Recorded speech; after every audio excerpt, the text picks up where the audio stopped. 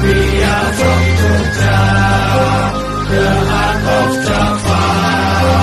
Our language mantra flows down like lava. We are from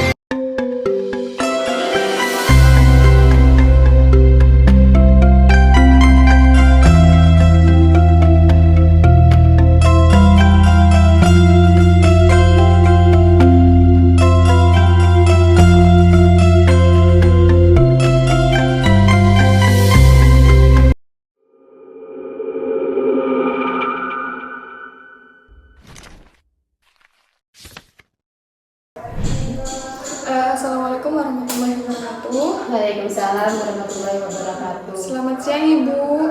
Siang, Ini dengan Ibu siapa? Ibu Siti. Baik Ibu Siti. Ibu Siti berkunjung ke sini, mungkin ada yang bisa saya bantu mungkin? Saya mengantarkan anak saya untuk memilih KB dan anak saya itu menderita penyakit diabetes, Mbak. Mungkin ada saran untuk anak saya itu KB yang apa ya? Oh baik, ini tentang perkabian ya.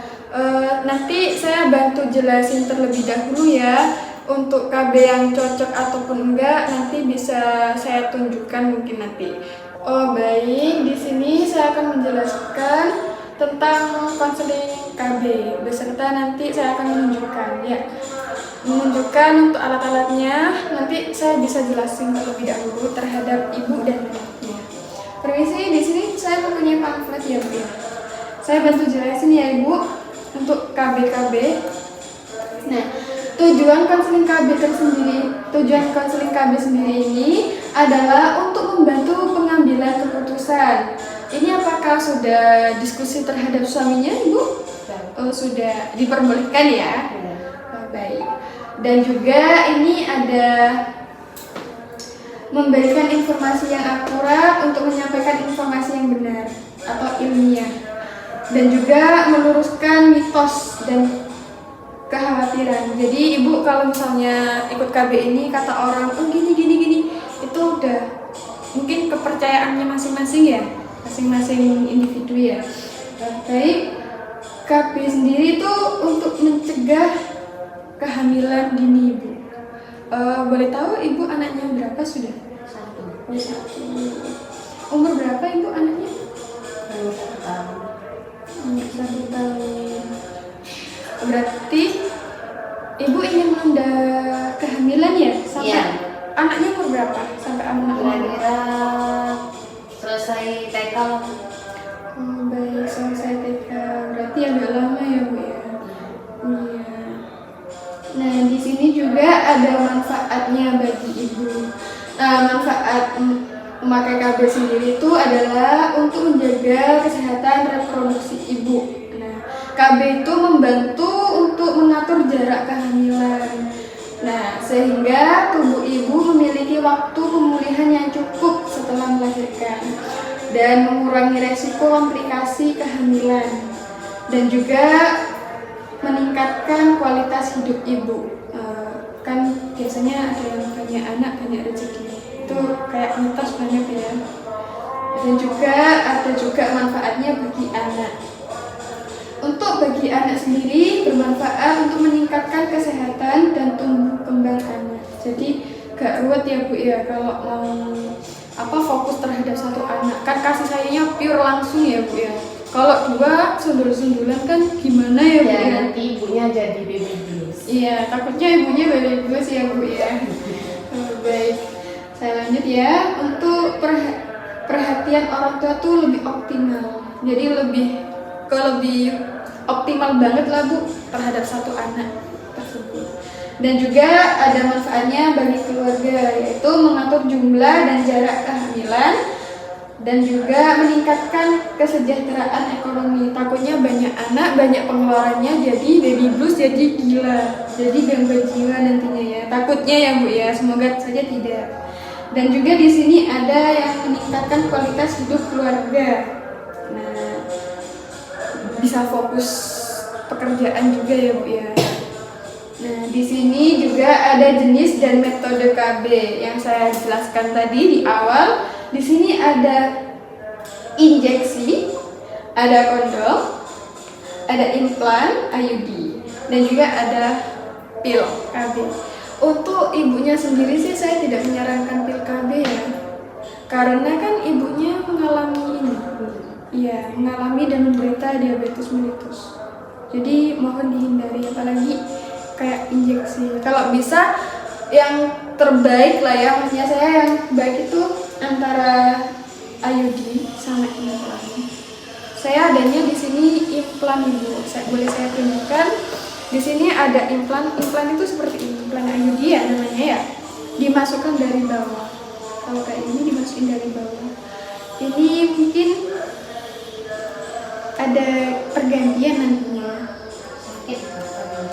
Mungkin agak nyeri sedikit ya ibu. Cuman ini kan tergantung dananya juga. Ada yang paling bagus, ada yang rendah. Nanti tergantung itunya juga, tergantung IUD-nya juga gitu. Itu pergantiannya itu per bulan apa per tahun? Ini ibu, soalnya ada yang 1 tahun sekali, ada yang bulanan. Kan saya sudah bilang tergantung dananya. Oke. Jadi paling mentok paling bagus lah ibu milihnya nanti ya kalau misalnya mau memasang ya ibu ya. Di sini KB hormonal, estrogen ataupun progestin itu untuk mencegah kehamilan, yaitu menggunakan pil KB. Nah, pil KB itu seperti ini ibu. Ini kayaknya harian. Di sini soalnya tertera sama hari, ya. Jadi harian kayaknya. Kalau nggak harian ya bisa mingguan. Nah, di sini juga ada KB non hormonal tanpa hormon, biasanya berbentuk alat atau metode fisik IUD yang tadi. Nah, terus ada KB alami, metode tanpa alat atau hormon, yaitu menggunakan kondom. Saya juga menganjurkan menggunakan kondom sih, tanda ya. Seperti ini, mungkin bisa tak buka dulu ya, biar ibunya tahu. Nggak mungkin kan saya buka semuanya ya, seperti ini. Baik, juga ada ini bu, ada yang injeksi. Injeksi sendiri tuh terbagi menjadi 2. Ada yang 1 bulan, ada yang 3 bulan. Nah, untuk yang ini nih 3 bulan sekali bisa injeksi lagi gitu.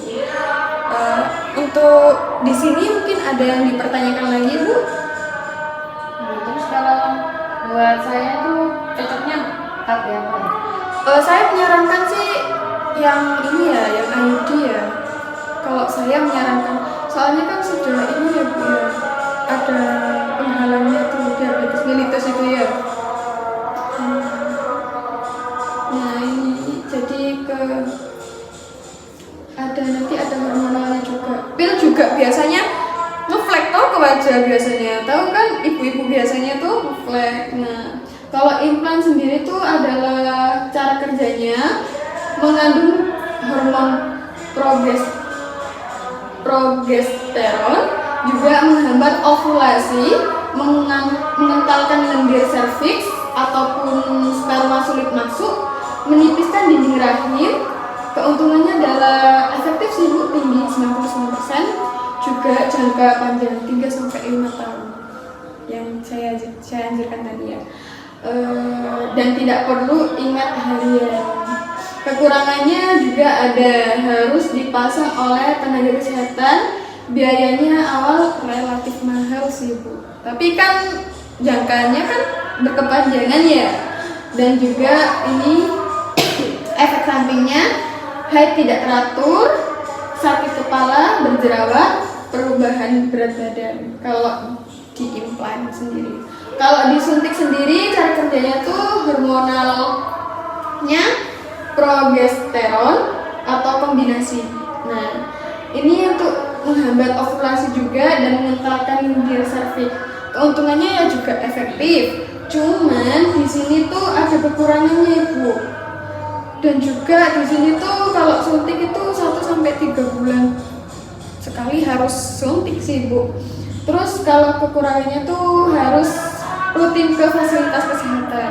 Jadi 1 bulan sekali, kalau emang ibu milihnya 1 bulan sekali, Kalau 3 bulan sekali ya 3 bulan sekali ke tenaga kesehatan terdekat ya. Dan itu juga kekurangannya kesuburan kembali agak lama setelah berhenti. Kalau saya mau bertanya, kalau misal Baik. anak saya menyusui terus mau ambil KB yang suntik, itu KB-nya itu yang 1 bulan, 2 bulan, apa yang 3 bulan? Saya tidak menganjurkan ibu, soalnya kan tadi anaknya sudah terkena diabetes mellitus. Jadi agak kalau suntik sih saya nggak menyarankan sama pil KB. Nah, baik, kalau ini juga pil KB sama, cuman efek sampingnya mual, sakit kepala, terus resikonya juga jarang diminum atau lupa biasanya ibu. Kayak gini nanti IUD ini cara kerjanya ada 2 jenis, tembaga dan hormonal, menggunakan pergerakan sperma dan pembuahan. IUD sendiri juga menipiskan endometrium dan keuntungan itu sangat efektif 99 juga. Dan ini kekurangannya harus dipasang tenaga kesehatan, bisa terasa tidak nyaman awalnya. Nah, kalau kondom sendiri sudah paham kan ibu ya cara pemakaiannya. Nah, baik, ini detail metode KB alam tradisional. Kalender. Nah, di sini ada juga yang menggunakan kalender. Nanti bisa saya aturkan jadwal ulangnya untuk keterangannya ya. Nah, ini pemilihan KB yang baik sih menurut saya, pakai implan IUD saja ya Bu, karena kan sudah tertera ada diabetes mellitusnya ya. Nah, nanti ini ada faktor-faktor pemilihannya, kan sudah ada faktor pemilihan IUD. Apakah ini ibunya sudah bersedia? Sudah diskusi sama bapaknya kalau milih IUD? Nanti diskusikan ulang, nanti datang kembali ya, saya jadwalkan ulang nantinya. Untuk ininya saya selesaikan terlebih dahulu ya Bu ya. Nah, baik, apakah ada pertanyaan lagi Bu? Mungkin belum ada. Mungkin belum ada. Tinggal diskusi sama bapaknya saja ya. Baik. Baik, sekarang karena sudah selesai saya terangkan, akhirnya Ibu milih IUD dan juga mau berdiskusi bersama bapaknya ya Ibu ya. Jadi nanti datang lagi ya Bu ya. Baik. Apakah udah paham? Sudah. Baik. Nanti saya kasih jadwal untuk pemasangannya serta izin dulu ke suami. Baik Ibu, terima kasih. Kalau emang